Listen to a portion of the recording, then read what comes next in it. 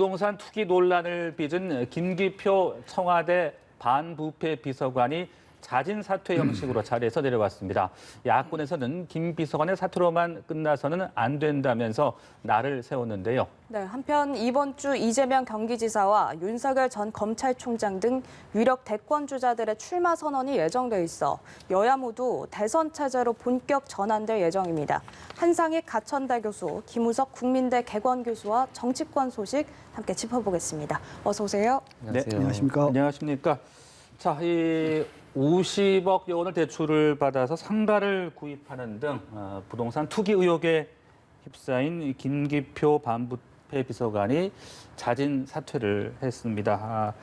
글쎄요, 이 청와대 인사 검증에 대한 비판이 지금 나오고 있는 상황인데요.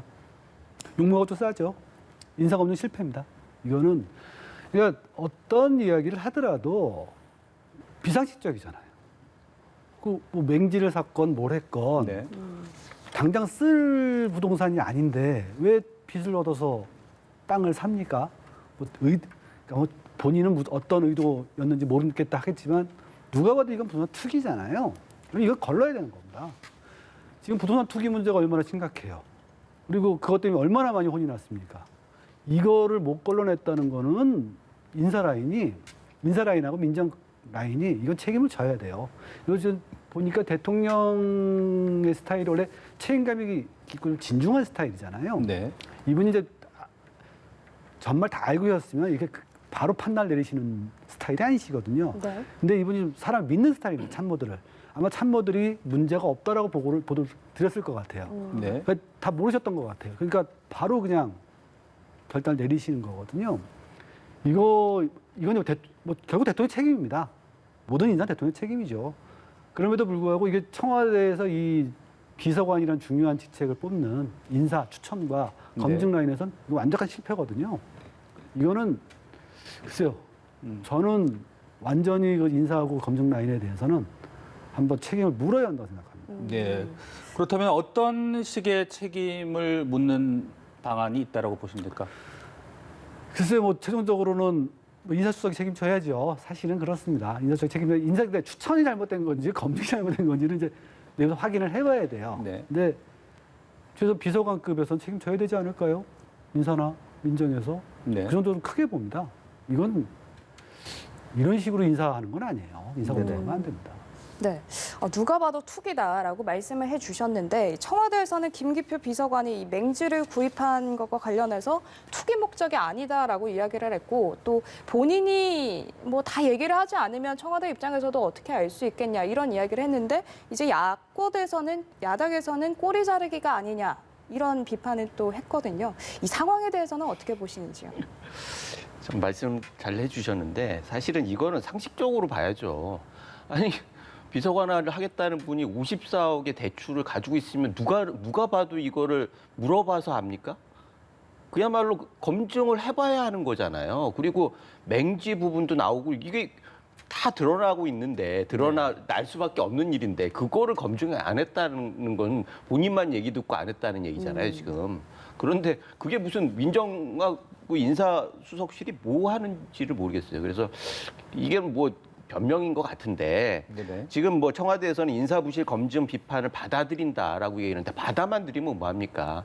얼마나 오랫동안 계속 지적했습니까? 사실은 이번에도 뭐 청년 비서관도 그렇고 청와대 인사마다 다 문제 제기가 있었어요. 이럴 때 청와대에서 제대로 된 대답이 없었어요.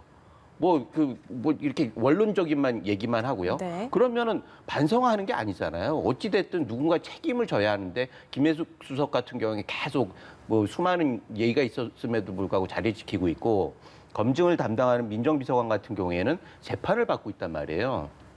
이런 상황에서 그 라인들이 무슨 정신을 가지고 이게 검증을 하겠습니까? 그래서 최소한 국민들한테 설득이 될 수 있을 정도의 조치가 있어야 하는데 이렇게 되면 결과적으로 당에서는 멀리할 수밖에 없어요. 사실 대선이 코앞에 있는데 계속 이런 사고가 청와대에서 일어나면 차기 대권 후보가 차별화 이외에 무슨 전략이 있겠습니까? 네. 그런 면에서 그렇게 되면 청와대는 고립될 수밖에 없고 그러면 막판에 힘이 뚝 떨어질 겁니다. 가뜩이나 레임덕이 예상되는데 그런 면에서 불행한 대통령이 되지 않기 위해서라도 이건 마무리를 잘 해야 하는데 그것들이 참 제대로 안 되고 있는 것 같아서 너무나 안타깝습니다. 네, 그게 또 얘기가 나오는 게 뭐 아무런 얘기도 조치도 없다가 이게 언론 보도화가 되고 나면은 그때서야 막 이렇게 수습을 하는 그런 지금 일들이 반복이 되고 있단 말입니다. 그럼 어떻게 맞습니다. 좀 이해를 해야 되겠습니까? 아니 그러니까 언론에서 문제 사전에 검증이 돼야 할 게 검증이 되지 않고 언론에서 문제 제기하니까 처음에 부인하다가 네.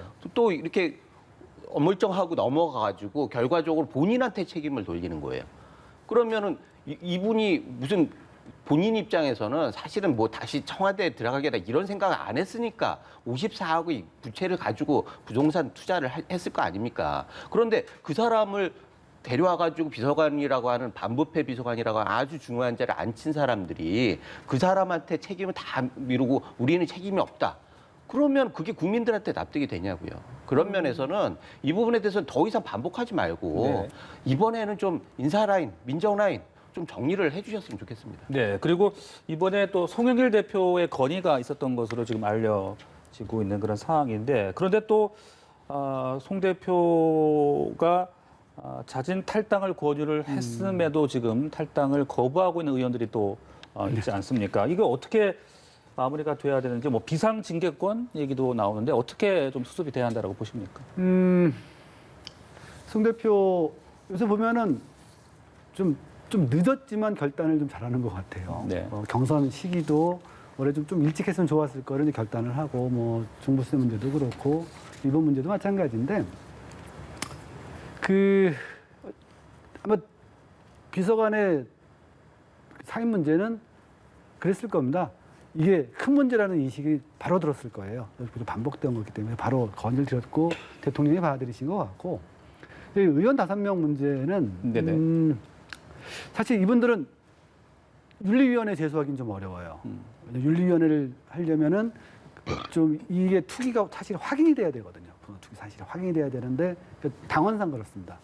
이게 확인이 된 건 아니잖아요. 확인이 된 것도 아닌 사람도 이제 있는 것도 있고 해서 그래서 탈당 권고를 했는데 결국은 탈당 권고를 대표가 했음에도 불구하고 듣지 않았다라는 네. 불복죄를 물어서 이제 징계를 하는 건데 그 징계는 최고위원회에서 비상징계권밖에 없긴 합니다. 사실 이분들 마음을 이해를 못하는 건 아니에요. 난 죄가 없는데 몰려서 탈당을 해라? 기분 나쁘 짜증 나겠죠. 하지만 결국은 그런 구실을 좀 준 부분이 있잖아요. 그리고 또 하나는 끝나면 특수본 조사 끝나면 바로 복당시켜주겠다까지 얘기가 된 거 아닙니까? 네네. 그러면 이분들 결단을 해야죠. 결단을 해야 되는 거고 아마 송 대표가 계속 아마 설득을 하고 있을 겁니다. 설득을 하고 있는데 이분들 이제 말을 좀 안 들으시는 것 같은데 비상징계권을 동원한다고까지 단호하게 나오면 이분들도 생각을 하겠죠. 저는 좀 단호하게 가야 한다고 봅니다. 그리고 단호하게 갈 거라고 봐요. 근데 송영길 대표 보면은 단호 송영길 뭐 이렇게 마호를 바꾸는 느낌이 들어요. 그렇게 갈 거라고 봅니다. 네. 네. 대권 주자 관련해서도 한번 짚어보겠습니다. 이번 주 이제 여야의 유력 대권 주자들의 출마 선언이 몰리면서 대권 레이스가 시작이 될 텐데 여권에서 현재 9명 정도가 후보로 나설 걸로 보이는 상황이잖아요. 지금 현재 이 이재명 1강 구도가 언제까지 지속이 될지 이 부분이 또 많은 분들의 관심사일 것 같거든요. 그 경선을 보면은 좀 싸움이 되려면 한 2배 넘어서는 좀 곤란해요. 근데 지금 일반 지지율을 봐서는 이제 이재명 지사가 바로 2위 이낙연 전 대표보다 한 2배 반 정도 나오고 당 지지자들만 상대로 해서도 거의 2배 가까이 나오거든요. 네. 이렇게 되면은 또 힘이 좀 쏠립니다. 그러니까 우리가 지금 밴드웨건, 선택해서 밴드웨건 현상이라고 하는데, 그리고 두 분, 이낙연 대표님하고 이분은 좀 오래됐어요. 뭔가 계기를 만들 만한 게 별로 없어요. 이렇게 되면은 좀 쏠릴 가능성이 큽니다. 네. 결국은 이재명 지사한테 이제 본선 승리 가능성이 있냐 없냐를 이제 따지는 그런 식의 경선 구도가 좀 갈 가능성이 좀 커요. 그리고 또 이렇게 되면은 아마 우리 정치의 아주 고질적인 문제인데 네거티브 문제가 좀 세게 나올 가능성이 좀 네. 있습니다.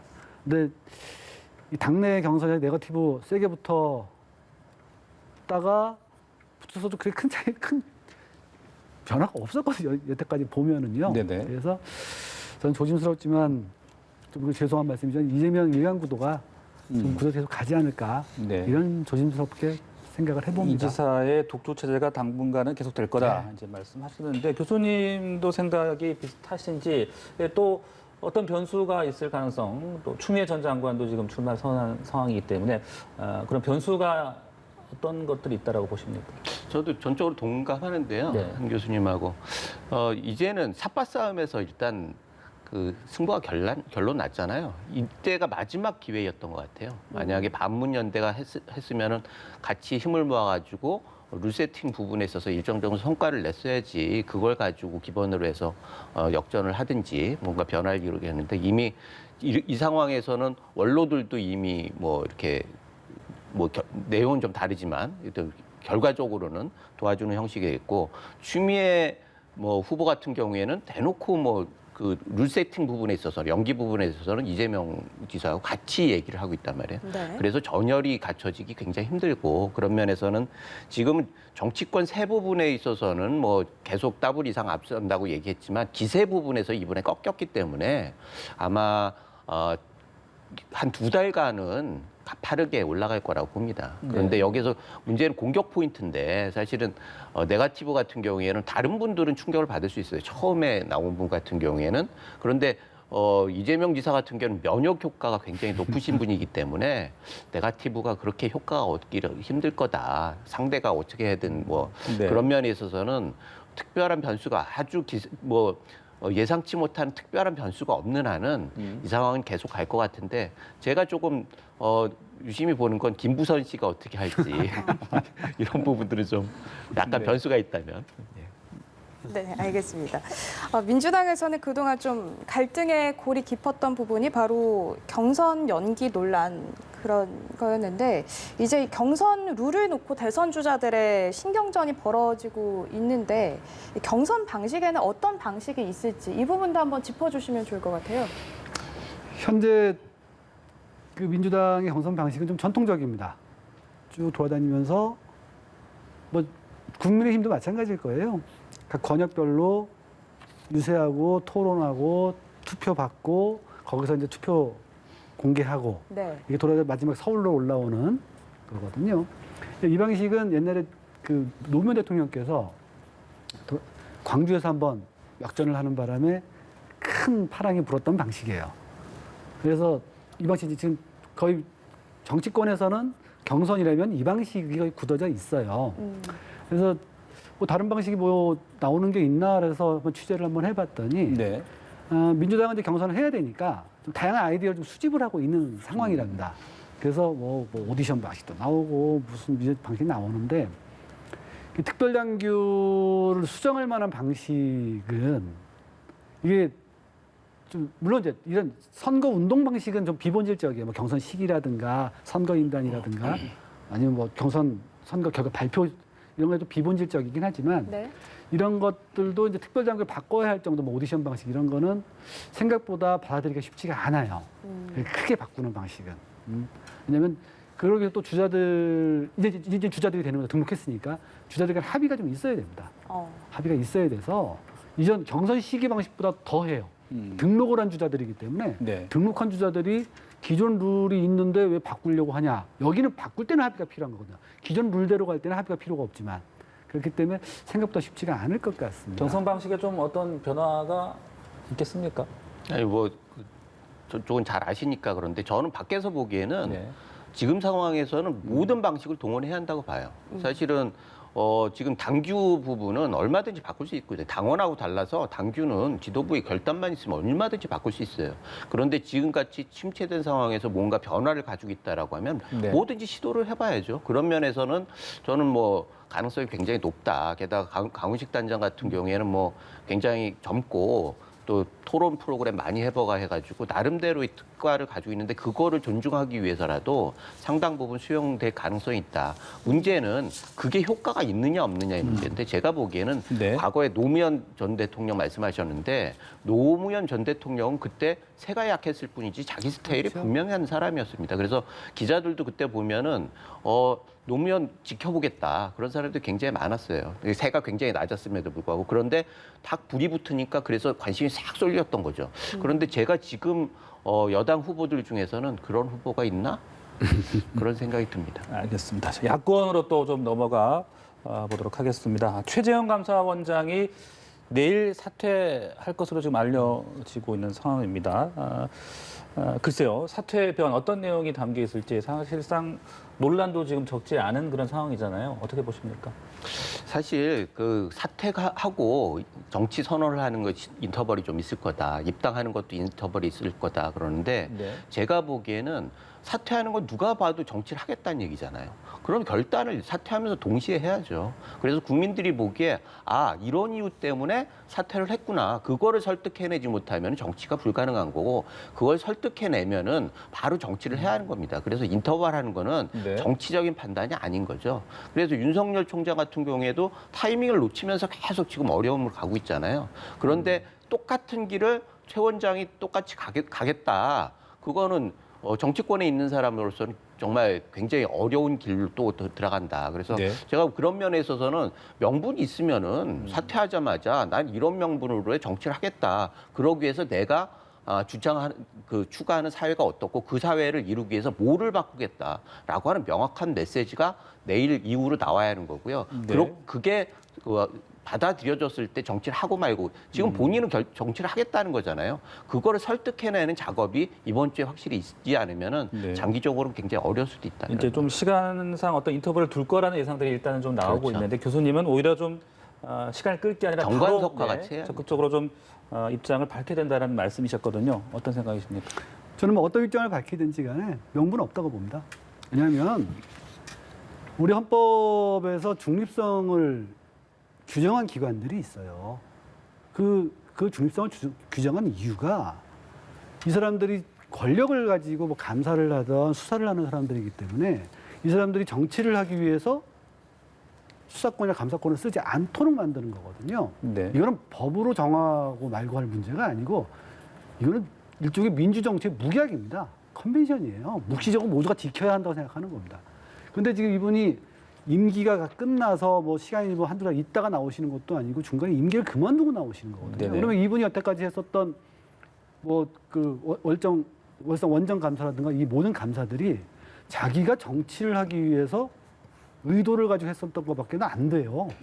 그러니까 그래놓고 자기가 나와서 무슨 국가를 어떻게 만들고 공정한 국가를 만들고 뭐 어떻게 얘기를 하겠습니다. 이분의 출마는 기본적으로 명분이 없어요. 네. 따라서 명분이 없으니까 지금 뭐 시간을 두고 눈치를 보내 뭐 이런 얘기를 하고 있는데 아까 교수님 말씀하셨듯이 명분이 없으니까 눈치를 보는데 눈치를 보는 순간에 이분은 잊혀져 가는 사람이 되는 거거든요. 저는 그래서 최재형 감사원장한테 아직 네. 사퇴 안 했으면 이렇게 조언드리고 싶습니다. 민주주의를 위해서라도 이런 짓 하시면 안 돼요. 네, 사퇴하고 출마를 하기에는 좀 여러 가지가 부적절하다. 이게 기본적으로 명분이 없어서 그런 무슨 말씀으로 사퇴 입원을 하고 뭐라고 하건 이분은 명분이 없어요. 저는 네. 이 부분에 대해서 약간 타이밍이 문제를 말씀드리는 거지. 저는 나오신다고 하면 충분히 명분이 있다고 생각을 해요. 사실 감사원이라고 하는 게 국가기관을 다 감사하는 거잖아요. 그 국가기관이 다 흐트러졌다라고 하면 원장으로서 계속해가지고 이걸 바로잡을 수가 없어요. 네. 그리고 본인이 그렇다고 해가지고 대법원장 얘기가 또 있잖아요. 그렇다고 해가지고 정권이 안 바뀌는데 본인한테 대법원장 기회가 오겠느냐고요. 결과적으로는 틀을 바꿔야 한다라고 생각할 수밖에 없어요. 그런 면에서는 감사원장의 입장에서 네. 국가 시스템이 이게 정말 인정할 수 없다. 게다가 본인이 감사위원으로 추천된 사람, 거부했던 사람이 검찰총장이 되는 나라가 돼버린 거예요. 그런 상황에서 결단을 내린다라고 하는 건 저는 굉장히 바람직한다라고 생각하고 네. 그런 상황에서 개헌 얘기가 나오는 것도 굉장히 의미가 있다. 그래서 만약에 이런 것들을 충분히 설득할 수 있다라고 하면은 정치적으로 굉장히 의미 있는 선택이 네. 될 거다. 두 분의 생각이 다소 좀 다르신데요. 최 감사원장이 어떻게 풀어 나가는지 지켜보도록 하겠습니다. 네, 그리고 오늘 이제 윤석열 전 검찰총장의 출마 선언을 앞두고 윤봉길 기념관을 사전 답사했습니다.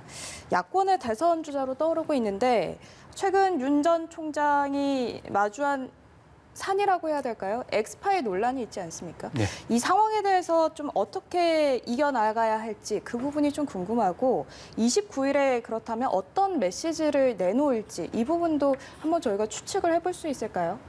엑스파일에 대해서 입장을 밝히겠다 그런 얘기들이 많이 나와요. 그런데 저는 이거는 정말 하지 말아야 할 일입니다. 사실은 엑스파일 문제가 새로운 내용이 없어요. 지난번에 이미 추미애 장관이 징계를 하는 과정에서 계속 얘기가 나왔던 거예요. 그렇게 계속 내용이 나왔는데 그게 지금 엑스파일이라고 하는 이름으로 등장하는 거거든요. 그러면 그 내용에 대해서 윤 전 총장이 소명을 하면 계속 말려드는 거예요. 네. 그런데 이 상황에서 법적 대응을 하겠다고 정치인이 법적 대응을 하면 안 됩니다. 정치적으로 문제를 풀어야 돼요. 가족들은 법적 대응을 하는 게 맞죠. 네. 가족들이 명예를 지키기 위해서 법적 대응을 하는 거는 자기의 권리니까 하는 게 다 맞는데 대권에 나가겠다는 분이 법적 대응을 하거나 본인이 직접 이거를 설명하거나 이거는 제가 보기엔 말려드는 겁니다. 그런 면에서 본인은 앞으로 나가야죠. 국가가 어떻게 돼야 한다. 본인이 거창하게 정의와 공정을 얘기했다라고 하면 이 정의와 공정을 어떤 식으로 로드맵을 가지고 달성할 것이냐. 그거에 대한 확신을 주면 되는 거예요. 그것이 출마 회견의 네. 핵심 내용이 돼야 하는데 그걸 부각하기 위해서는 엑스파일 기자들이 묻는다고 해서 말려들면은요 네. 다 희석되고 말아요. 그런 면에서는 본인이 정치를 하겠다고 하면 정치적 판단을 끝까지 밀어붙이고 거기에 대해서 관철을 받고 국민의 힘 그걸 받아야 하는데 이재명 지사 보세요. 이재명 지사가 지난번에 검증했을 때 국민들이 그걸 다 파악하고 있다. 거기에 따라서 선택을 할 거다. 이러고 넘어가 봤잖아요. 사실에 말려들지 않습니다. 네. 그게 정치인 거예요. 네, 엑스파일 관련을 굳이 다 대응을 할 필요가 있을까? 오히려 정책이라든지 이런 부분들이 더 집중이 돼야 한다. 그런 말씀이셨는데 어떻게 예상을 하십니까? 정치 수단으로 쓴 게 맞아요. 어떤 출마의 변을 하든 엑스파일에 대해서 응답을 하는 순간에 그걸로 이제 기사가 쭉 나가게 되기 때문에 메시지라는 관점에서는 말씀이 맞는데 과연 그래서 이제 엑스파일이라는 것이 잦아질 수 있을까라는 이제 판단이 문제예요. 이게 엑스파일 저는 이제 못 봤습니다만 네. 볼 필요도 없겠어요.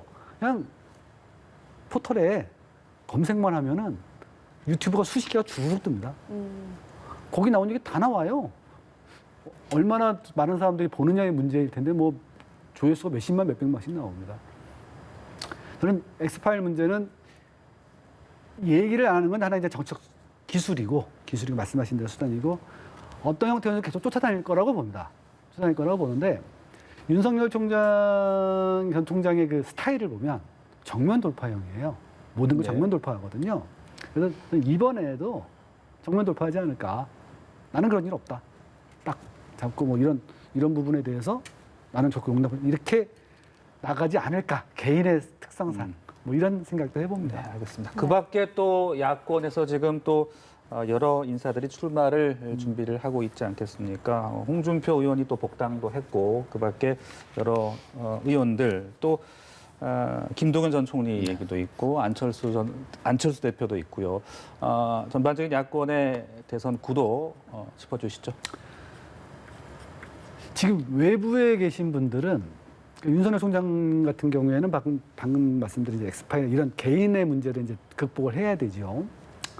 그리고 아마 당으로 입당을 하면은 상당히 보호가 될 텐데 잘 모르겠어요. 저 어떻게 모르겠고. 글쎄 안철수 대표는 별의 순간 좀 더 오래 기대되지 않을까 좀 싶고 이렇습니다. 이제 당내에서 이제 얼마나 하느냐가 문제인데 지금의 그 선거를 보면 개인의 표도 좀 있지만 중요한 건 당대당 표가 진영표가 굉장히 강합니다. 즉 후보가 누가 되든 우리 진영이면은 그 사람을 투표한다는 것들이 이제 강해요.